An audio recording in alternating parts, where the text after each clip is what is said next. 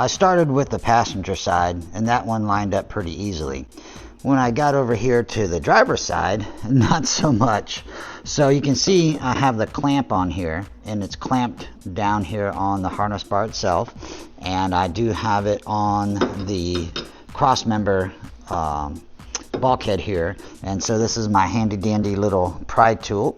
So what I had to do was get this guy wedged in here like so, clamp the bar closer to the cross member in incremental intervals, whilst pulling leverage on the bar here to pull the entire assembly closer to me, and simultaneously tightening that bolt. So pro tip here, if you want to do this, put your thumb over top of the end of the wrench that you're using, because when you pull it off, I'll try to do it on the other side of the glass. When you pull it off the bolt, guess where it goes? Right to the glass. Put your thumb over top of it. I'm really lucky because this stinking foam down here likes to grab the wrench very tightly, and it takes a hot second to pull it off. So with that, let's get her installed. Those of you out there trying to do the FVD harness bar, one more little piece of carpet you have to cut is this little corner right here. So the bar wants to sit down in here along this cross member, this chassis member.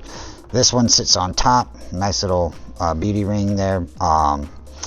This will sit underneath the piece of plastic on top.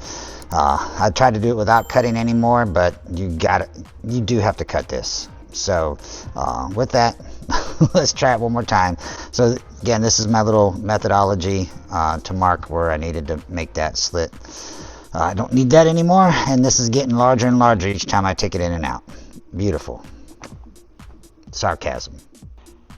Here she is in all of her glory. Safety equipment successfully installed. So I went with the Sparco. Interestingly enough, I did not know Sparco was Italian. Anyway, so I got the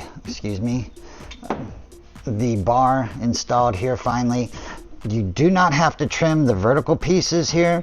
You only have to trim the seatbelt piece. And that, if I can show you, the little trim there around the bar, it's not real bad. And these plastic pieces are inexpensive to replace. Just trying not to trim too much. But the secret was, if you can see back there, that little white piece, let me see, that cutting out that little rectangular piece I showed you earlier was all the difference in the world. That was the money maker. So that has to be cut out, or the bar will not sit far enough back to get those 90-degree bolts through the subframe there, or the bulkhead. So with that, again, as I demonstrated, reaming out the Competition Motorsports for the seat bracket, I need to zip tie those ends down there. They are wrapped through. I did painstakingly adjust for the driver's side. The passenger side will be much easier. So yeah, if you guys want to do the cheap, frugal route, Competition Motorsports, Porsche seat bottom, submarine 6-point harness, and the lap belts go down there. The FVD Baumbracher harness bar across the back. No, not going through the carpet there. It just sits on top, just like that. So. But it's it is super duper tight. That is no joke. That is super tight up there. And drilling here, or not drilling, cutting the plastic. It's been a long day, sorry. And this is much more bigger pain in the ass than I really thought it was gonna be. But if you follow those little tips, it should go pretty easily for y'all. Again, cutting that stinking corner piece out was everything.